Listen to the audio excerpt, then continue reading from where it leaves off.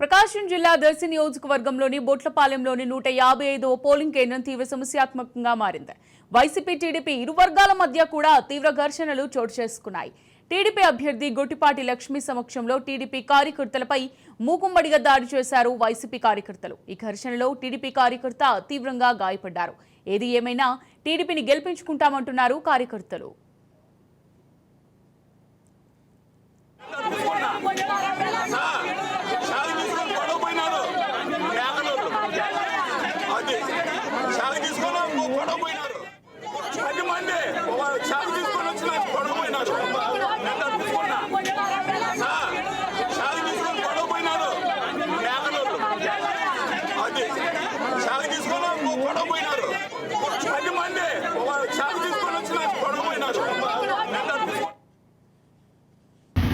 అనే ఒక అతను నన్ను గాయపరిచాడు.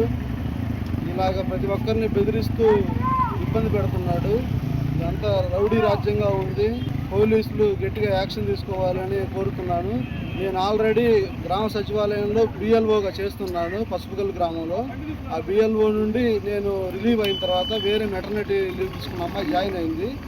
ఆ తర్వాత ఈఆర్ఓ సార్ గారి నెంబర్ నా దగ్గర ఉంటే నిన్న రాత్రి ఈఆర్ఓ సార్ గారికి చెప్పాను, మా ఊర్లో అల్లర్లు జరుగుతున్నాయి, ఎవరన్నా వెళ్తున్నా వస్తున్నా గొడవలు జరుగుతున్నాయి, రక్షణ ఎక్కువ కల్పించాలి సార్ అని చెప్తే నేను డిఎస్పీ గారికి చెప్తానని ఈఆర్ఓ సార్ చెప్పారు. నేను చెప్పిన విషయం వాళ్ళు ఎలా తెలుసుకున్నారో తెలుసుకొని నేను ఓటు వేయడానికి వెళ్ళినప్పుడు నన్ను కావాలని టార్గెట్ చేసి ఈ విధంగా నన్ను కొట్టారు, నన్ను గాయపరిచారు.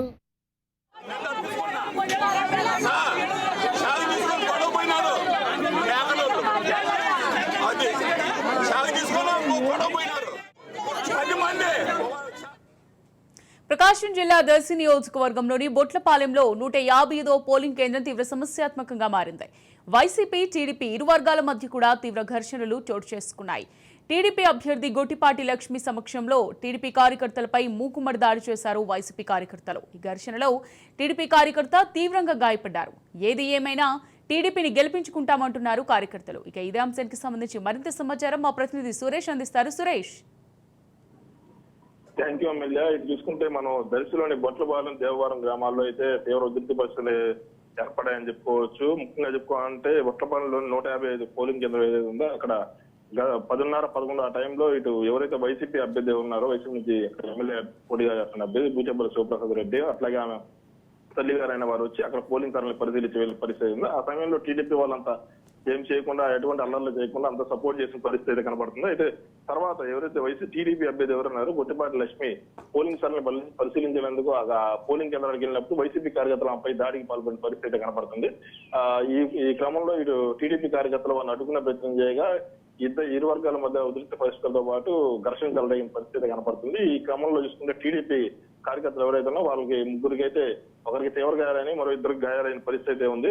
వారు వైసీపీ కార్యకర్తలు కర్రలతో కొట్టడంతో టీడీపీ నాయకులు ఎవరైతే ఉన్నారో కార్యకర్తలు వాళ్ళకి తలపగిలిన పరిస్థితి ఏంటి. దీని అయితే అక్కడే తీవ్రంగా ఖండించిన పరిస్థితి ఉంది. గొట్టిపాటి లక్ష్మి మీద కూడా కర్రతో దాడి చేయడానికి వైసీపీ కార్యకర్తలు ప్రయత్నించడంతో అప్పుడు పోలీసులు 15-20 మంది పోలీసులు అక్కడికి వచ్చి వారిని ఆపే ప్రయత్నం చేశారు. అప్పటి వరకు పోలీసులు కూడా వన్ సైడ్ గా చేస్తున్నారని చెప్పి గొట్టిపాటి లక్ష్మి అయితే ఆరోపిస్తున్న పరిస్థితి ఉంది. ఇక్కడ పూర్తిగా ఒకసారి మనం పరిశీలిస్తే ఇక్కడ మార్నింగ్ దగ్గర నుంచి ఈ రోజు ఉదయం పోలింగ్ కేంద్రం దగ్గర పోలింగ్ స్టార్ట్ అయిన దగ్గర నుంచి 155వ పోలింగ్ కేంద్రం వల్ల ఇక్కడ సంస్థాత్మకంగా ఉందని చెప్పుకోవచ్చు. ఇక్కడ ఉదయం నుంచి టీడీపీ కార్యకర్తలు వైసీపీ కార్యకర్తల మధ్య కొంత వాగ్వాదం జరుగుతూనే ఉన్న పరిస్థితి ఉంది. అయితే అది చిలికి గాలివాన అయిన పరిస్థితి ఉంది. అయితే పోలీసులు అక్కడ ఈ వాగ్వాదం చోటు చేసుకుంటున్నప్పటికీ ఇరువురిని విడగొట్టే ప్రయత్నం మాత్రం చేయలే.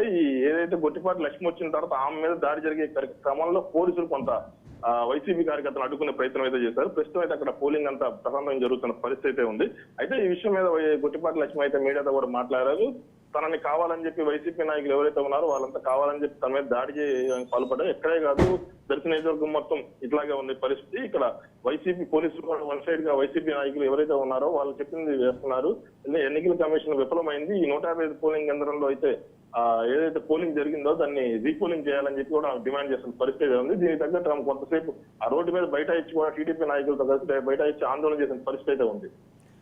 రమేష్, మరి ఇప్పుడు వైసీపీ నేతలు ఏమని ఆరోపిస్తున్నారు ఈ దాడికి సంబంధించి?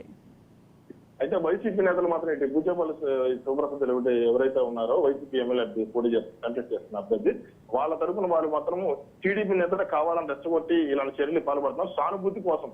ఏదైతే వైసీపీ నేతలని రెచ్చగొట్టి వారి చేతిలో ఒకవేళ ఈ ఘర్షణ చెలరేగితే ఈ ఘర్షణలో గాయాలు ఏదన్నా అయితే దాన్ని చూపించి సానుభూతి కోసం ఓట్ల కోసం అని చెప్పి టీడీపీ ఇట్లా కుటుంబ యత్నాలు చేస్తానని చెప్పి వైసీపీ అభ్యర్థులు అయితే ఆరోపిస్తున్న పరిస్థితి కనపడుతుంది. Right, thank you for the updates Ramesh.